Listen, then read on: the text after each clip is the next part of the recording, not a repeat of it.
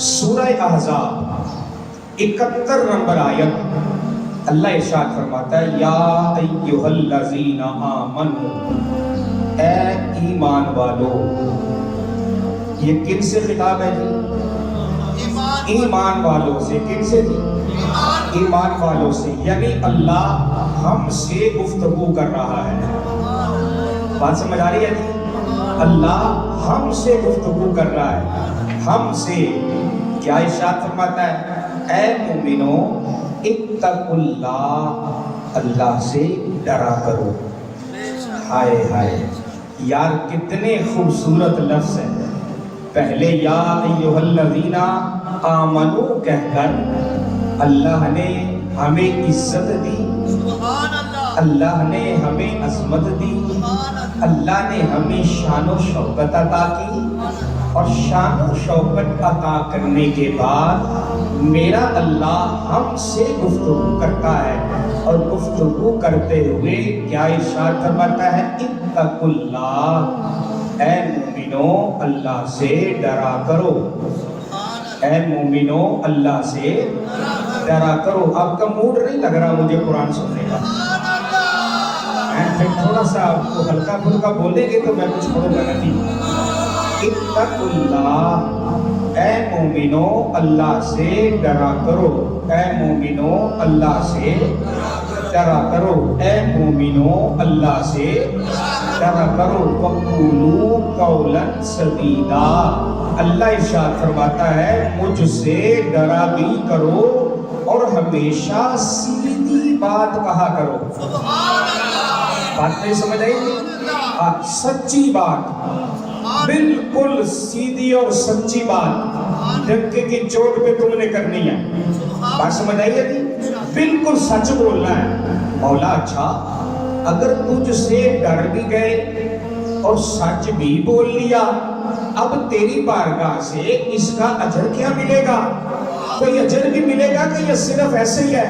اللہ فرماتا ہے نا بندے، وہ دنیا میں رہتے ہوئے کوئی بندہ کسی بندے کی بات مانے نا، بندہ کوئی حلالی ہو خاندانی ہو، قیامت تک اس کی اس بات کو بھولتا نہیں ہے کہ فلاں بندے نے یار مجھ پہ یہ احسان کیا تھا۔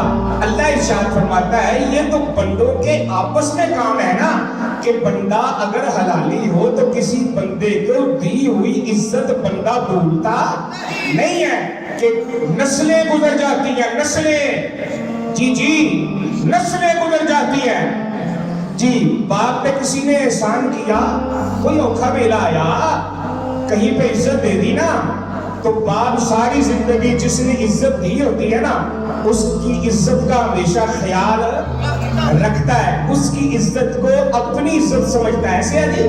اور جب آخری وقت آتا ہے نا تو وہی باپ اپنی اولاد کو نصیحت کرتا ہے، یار یہ فلاں اوکھے بیلے پہ میرے کام آئے تھے، انہوں نے میرے ساتھ کوئی نیکی کی تھی، نیکی، بات سمجھ گئے جی، نیکی کی تھی، تو کبھی ان کی عزت کو تار تار نہیں کرنا۔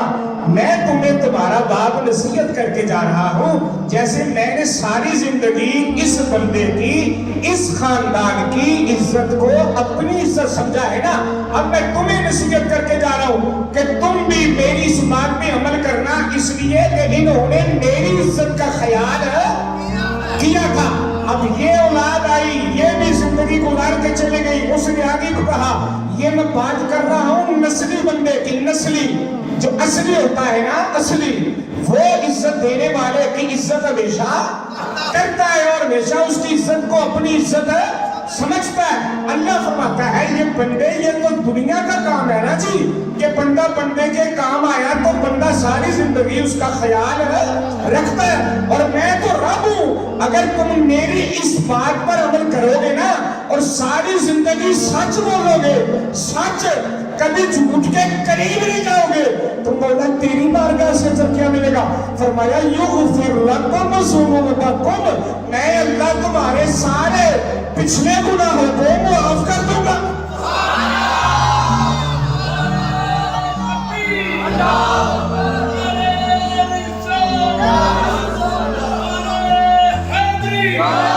آپ کو بات سمجھ آ رہی ہے جی؟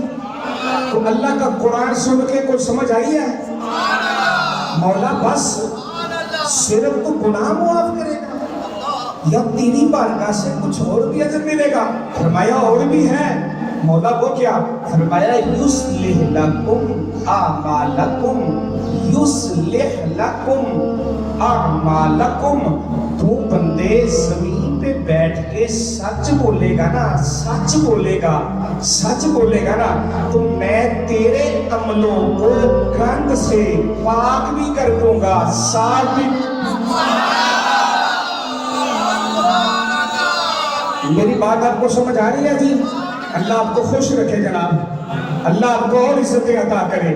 فرمایا یصلح لکم اعمالکم، میں تمہارے عملوں کو صاف کر دوں گا، تمہارے عملوں کو صاف کر دوں گا۔ سمجھنا بات کو، تمہارے عملوں کو میں صاف کر دوں گا۔ اب عمل تب ہوتا ہے جب بندہ عمل کرے۔ بات سمجھنا جی، ہم نے نماز پڑھی نہیں تو کیا ہو سکتا ہے کہ کوئی کہے کہ میں نے پڑھ لی؟ میں پڑھوں گا تو پھر ہوگی نا جی، میری طرف سے پھر ادا ہوگی نا۔ اللہ فرماتا ہے بندے تو سچ بولے گا نا، ہم تیرے عملوں کو گند سے پاک بھی کر دیں گے، صاف بھی کر دیں گے۔ مولا اگر عمل گند سے پاک بھی ہو جائے، صاف بھی ہو جائے، اگر عملوں کی یہ شان ہے تو جس بندے نے عمل کیا ہے اس بندے کا کیا مقام ہوگا؟